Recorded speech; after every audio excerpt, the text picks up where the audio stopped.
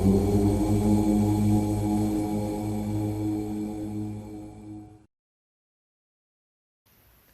कृष्णा। मैं अपनी बात की शुरुआत एक कहानी से करूंगी। किसी राज्य में एक बहुत निर्धन व्यक्ति था। अपनी निर्धनता से परेशान होकर एक दिन वो सोचता है कि मैं राजा के पास जाकर अपनी निर्धनता के निवारण के लिए याचना करूंगा। काफी सोच विचार करने के बाद वो अगली सुबह राज दरबार के लिए निकल पड़ा। रास्ते में राज्य का मंदिर पड़ा। उसने देखा कि वहां बहुत भीड़ है, कुछ सैनिक भी हैं। तो उनमें से एक सैनिक के पास जाकर पूछता है कि भाई यहां क्या हो रहा है, इतनी भीड़ क्यों है। तब सैनिक उसे बताता है कि संतान प्राप्ति के लिए राजा प्रार्थना करने के लिए मंदिर आए हुए हैं। तब वो निर्धन व्यक्ति विचार करता है कि मैं तो अपनी याचना लेकर राजा के पास जा रहा था और राजा अपनी प्रार्थना लेकर खुद भगवान के पास आए हुए हैं, तो मैं भी क्यों ना सीधे अपनी प्रार्थना भगवान से करूं। और ये विचार करके वो वापस अपने घर की तरफ मुड़ गया। तो आज की हमारी वार्ता इस बारे में है कि हम पूजा करें तो किसकी करें। इतने सारे देवी देवता हैं और हमारी इतनी सारी इच्छाएं भी हैं। हम कौन सी इच्छा लेकर किस देवी देवता के पास जाएं? आज हम इसी प्रश्न का निवारण करेंगे।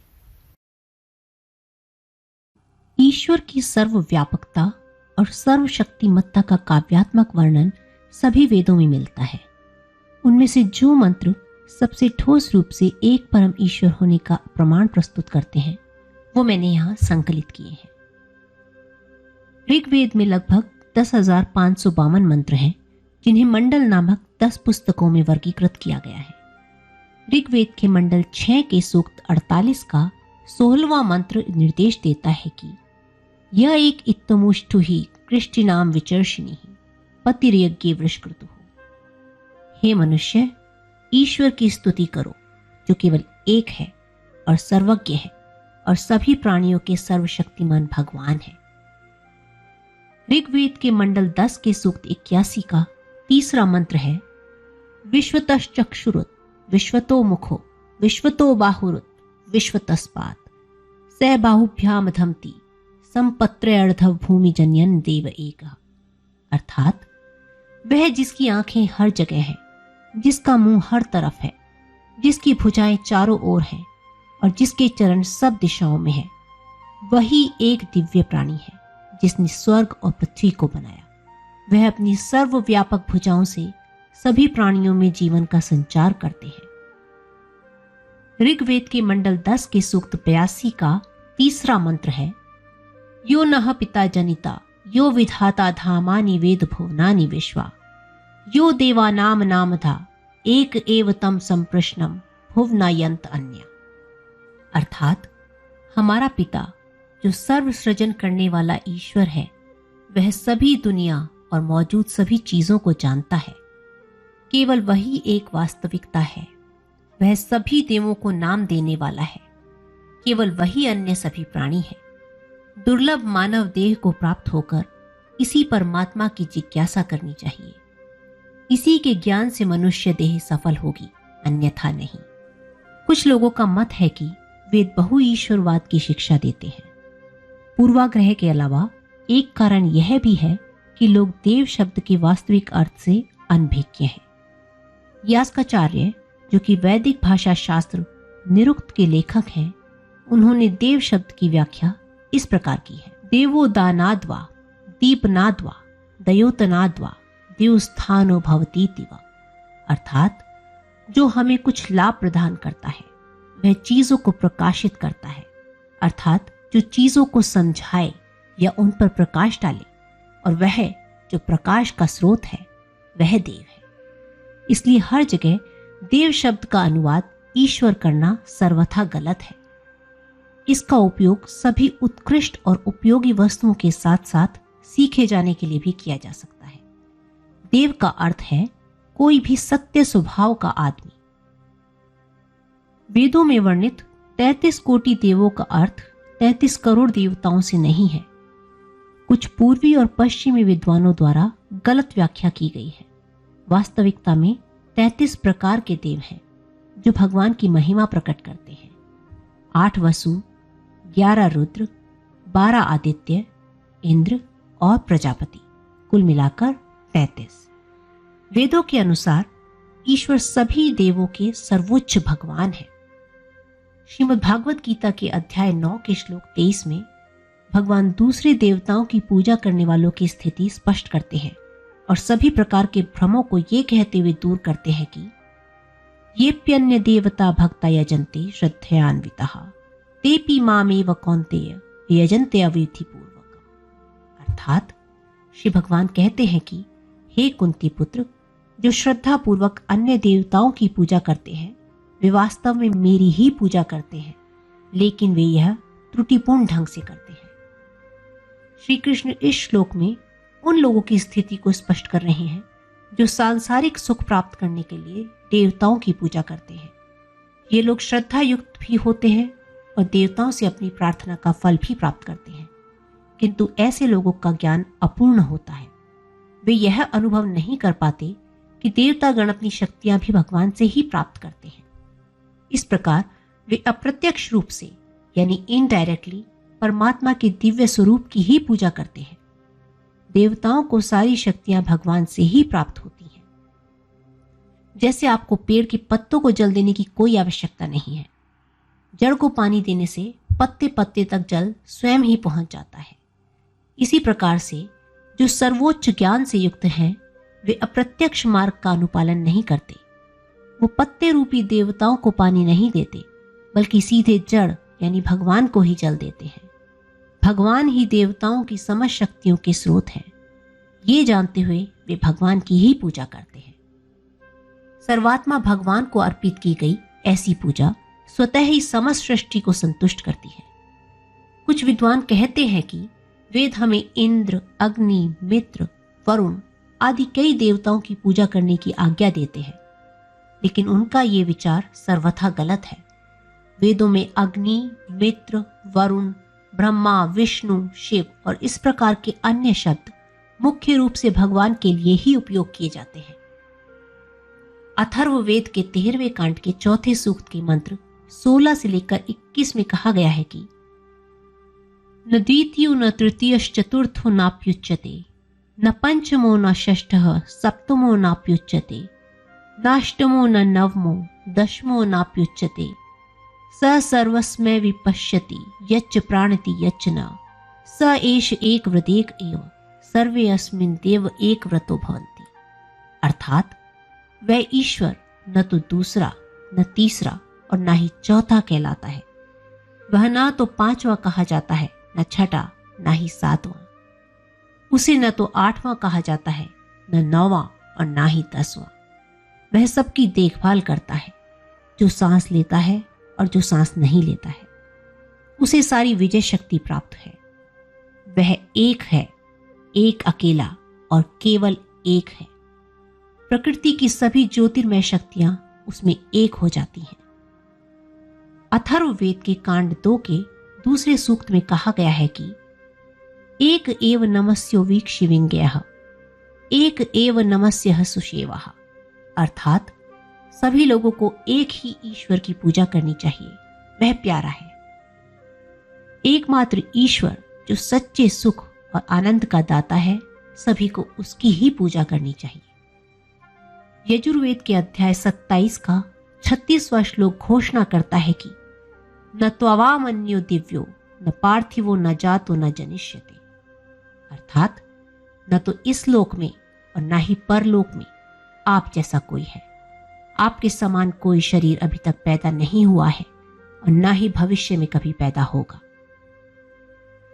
श्रीमद् भागवत गीता के अध्याय 10 के श्लोक 3 में भगवान कहते हैं कि यो माम जमनादिम च वेत्ति लोक महेश्वरम असमूढ़ सा मृत्युषु सर्व पापः प्रमुच्यते। अर्थात श्री भगवान कहते हैं कि जो मुझे अजन्मा और अनादि के रूप में और ब्रह्मांड के सर्वोच्च भगवान के रूप में जानते हैं, वे नश्वर लोगों के बीच भ्रमों से और सभी बुराइयों से मुक्त हैं। भागवत गीता के अध्याय 11 से हम जानते हैं कि अर्जुन भगवान से अपना विश्व रूप या अनंत लौकिक रूप दिखाने का अनुरोध करता है। तब श्री कृष्ण ने अर्जुन को अपने अनंत रूप को देखने के लिए दिव्य दृष्टि प्रदान की, जिससे अर्जुन समस्त सृष्टि को देवताओं के देव श्री कृष्ण के शरीर में असीमित भुजाओं, मुखों और पेटों के साथ देखता है। इसका कोई आदि या अंत नहीं है और यह सभी दिशाओं में असीम रूप से विस्तृत है। उनका तेज आकाश में एक साथ चमकते हजारों सूर्यों के समान है। ये देखने के पश्चात अध्याय 11 के श्लोक 18 में अर्जुन ये घोषणा करता है कि त्वम अक्षरम परमम वेदितव्यम त्वमस्य विश्वस्य परम निधानम त्वम अव्ययः शाश्वत धर्म गोप्ता सनातनस्त्वम पुरुषो मतो में। अर्थात अर्जुन ने कहा, मैं आपको परम अविनाशी प्राणी के रूप में पहचानता हूं। आप परम सत्य हो जिसे शास्त्रों द्वारा जाना जाता है। आप ही समस्त सृष्टि के आधार हैं। आप सनातन धर्म के सनातन रक्षक हैं और आप चिरस्थायी सर्वोच्च दिव्य व्यक्तित्व हैं। इसके बाद अध्याय 11 के ही श्लोक 54 में भगवान अर्जुन से कहते हैं कि अर्जुन, पहले किसी ने भी मुझ भगवान को इस प्राचीन लौकिक रूप में नहीं देखा है। जो लोग वेदों का अध्ययन करते हैं, घोर तपस्या करते हैं, दान या हवन आदि करते हैं, उन्हें भी यह अवसर नहीं मिलता। केवल अर्जुन के समान अनन्य भक्ति से ही कोई ईश्वर को देख सकता है, उन्हें जान सकता है और उनके साथ योग प्राप्त कर सकता है। भगवान घोषित करते हैं कि भक्त्या तो अनन्य शक्य अहम एवं विधो अर्जुन ज्ञातुम द्रष्टुम च तत्वेन प्रवेष्टुम च परंतप। अर्थात श्री भगवान ने कहा, हे अर्जुन, केवल अनन्य भक्ति से ही मुझे जाना जा सकता है, जैसा कि मैं तुम्हारे सामने खड़ा हूं। इस प्रकार हे शत्रुओं के संहारक, मेरी दिव्य दृष्टि प्राप्त होने पर ही कोई वास्तव में मुझसे एकीकृत हो सकता है। कृष्ण के भक्त वैदिक कथनों को साक्ष्य के रूप में स्वीकार करते हैं, स्वयं सिद्ध सत्य के रूप में। केवल वैदिक ग्रंथों की प्राचीनता और विस्तार के कारण नहीं, बल्कि इसलिए कि वेदों के रचयिता स्वयं श्री कृष्ण हैं। भागवत गीता के अध्याय 15 के 15वें ही श्लोक में भगवान मनुष्यों की सभी दुविधाओं और वेदों के प्रति श्रद्धा और विश्वास जगाने, किंतु वेदों के भाष्यों के प्रति अति सम्मोहन से बचने के लिए कहते हैं कि वेदैश्च सर्व अहमेव वेदयो वेदांत कृत वेद विदेव चाहम। अर्थात श्री भगवान ने कहा, सभी वेदों के द्वारा मुझे ही जाना जाता है। वास्तव में मैं वेदांत का रचयिता और वेदों का अर्थ जानने वाला हूं। जो लोग निराकार ब्रह्म को या ब्रह्म ज्योति को ही सारे अस्तित्व का कारण मानते हैं और उसकी पूजा करते हैं, उनके ज्ञान चक्षु खोलने के लिए भगवान ब्रह्म की स्थिति भी स्पष्ट करते हैं और अध्याय 14 के श्लोक 27 में घोषणा करते हैं कि ब्रह्मणो ही प्रतिष्ठाहम अमृतस्य अव्ययस्य च शाश्वतस्य च धर्मस्य सुखस्य कांतिकस्य च। अर्थात श्री भगवान कहते हैं कि मैं निराकार ब्रह्म का, अमर और अविनाशी शाश्वत धर्म का और अनंत दिव्य आनंद का आधार हूं। भागवत गीता में भगवान पिता की तरह न केवल ज्ञान प्रदान करते हैं, अपितु कहीं कहीं पर अर्जुन को आदेश भी देते हैं। उनमें से एक आदेश वो अध्याय 9 के श्लोक 34 में अर्जुन को देते हैं और कहते हैं कि मन मना भव मद भक्तो मद्याजी माम नमस्कुरु मामे वैश्यसी युक्त वैवम आत्मानम मत परायण। अर्थात श्री भगवान ने कहा, हमेशा मेरे बारे में सोचो, मेरे प्रति समर्पित रहो, मेरी पूजा करो और मुझे प्रणाम करो। अपना मन और शरीर मुझे समर्पित करके तुम निश्चित रूप से मेरे पास आओगे।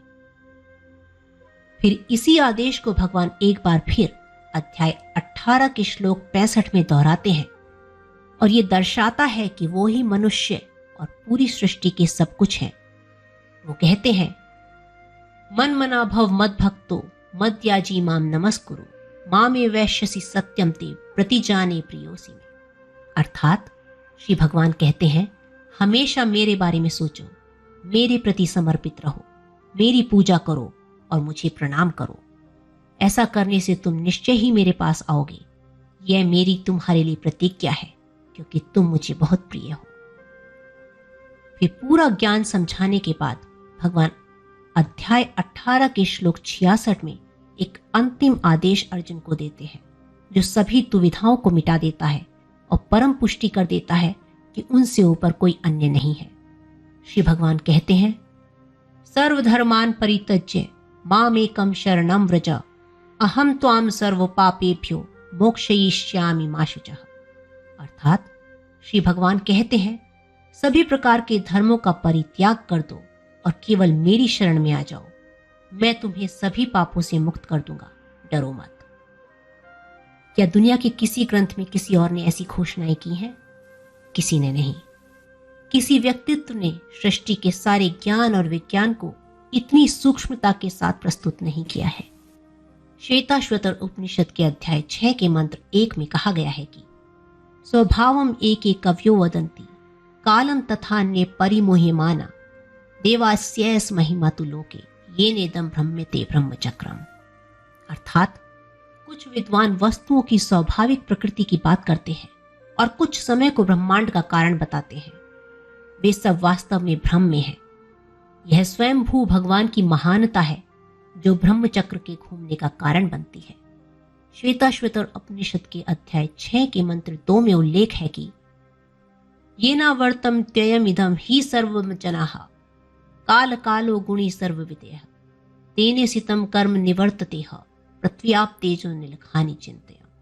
अर्थात वह जिसके द्वारा संपूर्ण ब्रह्मांड निरंतर व्याप्त है, जो स्वयं ज्ञान है, जो काल का भी कारण है, जो निष्पाप और सर्वज्ञ है, जिसके आदेश पर पृथ्वी, जल, अग्नि, वायु और आकाश नामक कार्य ब्रह्मांड के रूप में प्रकट होते हैं, ज्ञानी को उसका विचार करना चाहिए।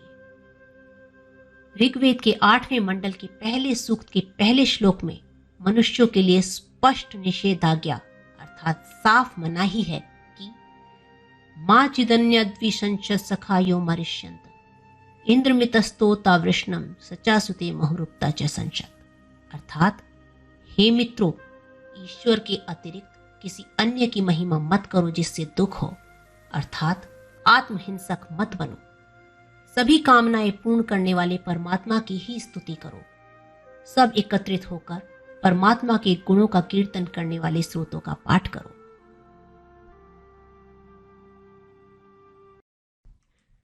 सृष्टि की संरचना का विस्तृत वैदिक वर्णन एक नास्तिक को भी जिज्ञासु बना सकता है।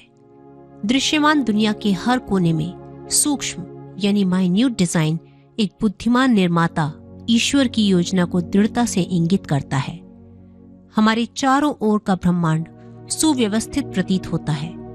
ग्रह अपनी कक्षाओं में पूरी तरह से घूमते हैं। हमारे शरीर में जटिल यानी super complex blood circulatory system, respiratory system और डाइजेस्टिव सिस्टम्स हैं।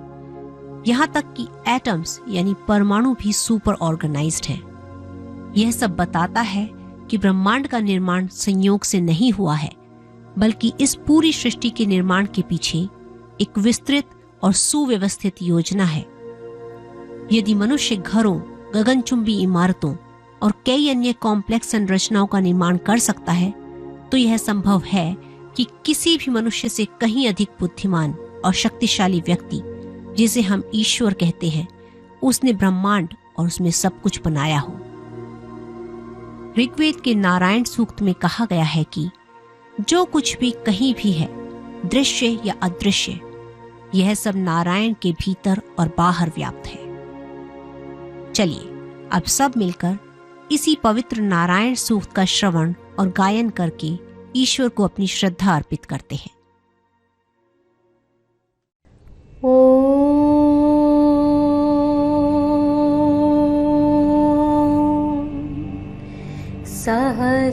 सहस्रशीर्षं देवं विश्वाक्षं विश्वशम्भुवं विश्वं नारायणं देवमक्षरं परमं पदम्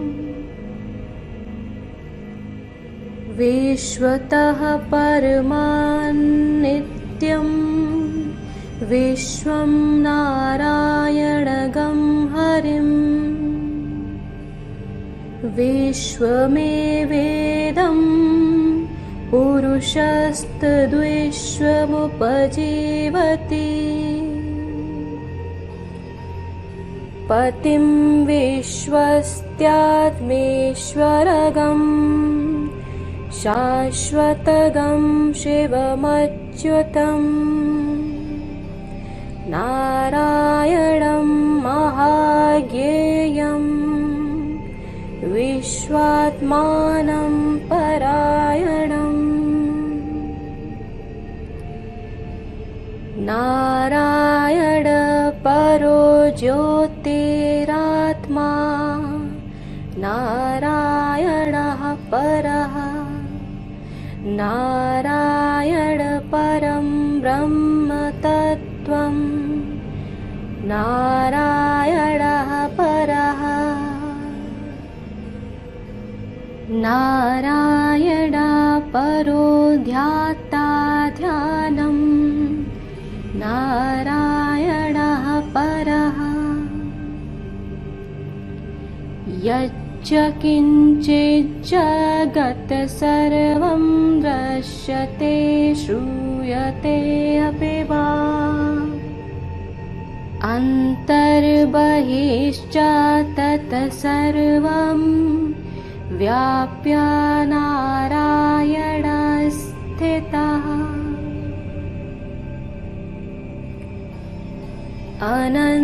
अनन्तमव्ययं कविगं समुद्रेऽन्ते विश्वशम्भुवम् पदं कोशप्रतिकाशकं हृदयं चाप्यधोमुखम्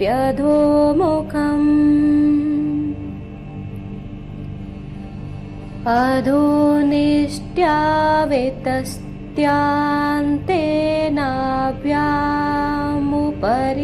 तिष्ठति ज्वालमालाकुलं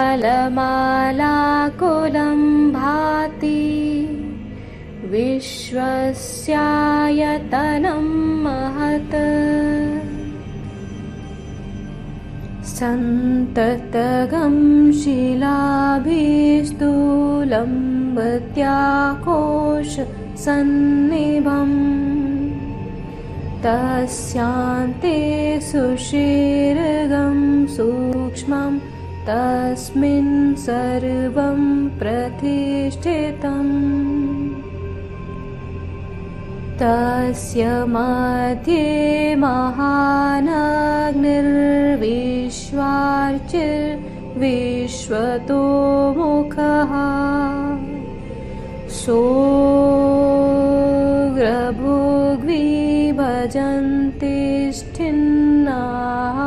सोऽग्रभुग्विभजन्तिष्ठिन्नाहारमजरा कविः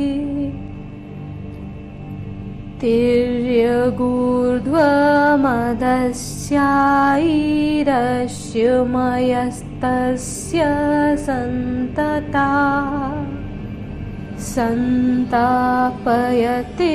स्वं देहमापादतलमस्तकः तस्य मध्ये वह्निशिखामणियोर्ध्व व्यवस्थितः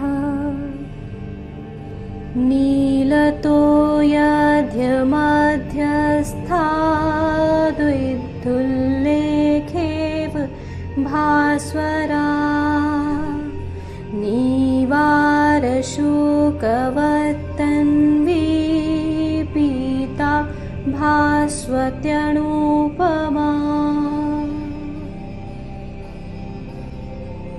तस्याय शिखाय मध्ये परमात्मा व्यवस्थितः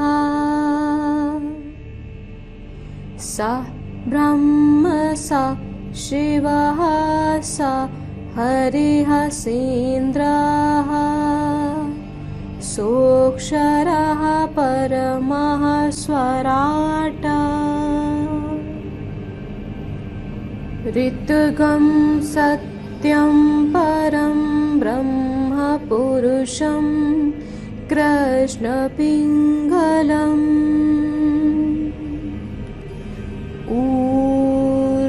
अध्वरेतं विरूपाक्षं विश्वरूपाय वै नमो नमः। ॐ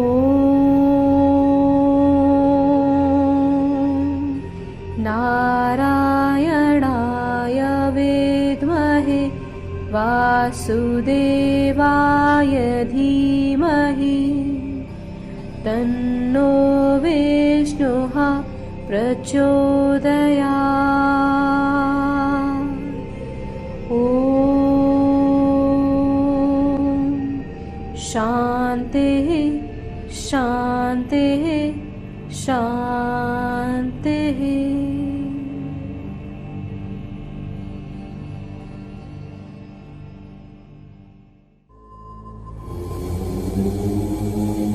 हमारे मिशन से जुड़ने के लिए सब्सक्राइब करना और कमेंट करना नहीं भूलें। हरे कृष्णा।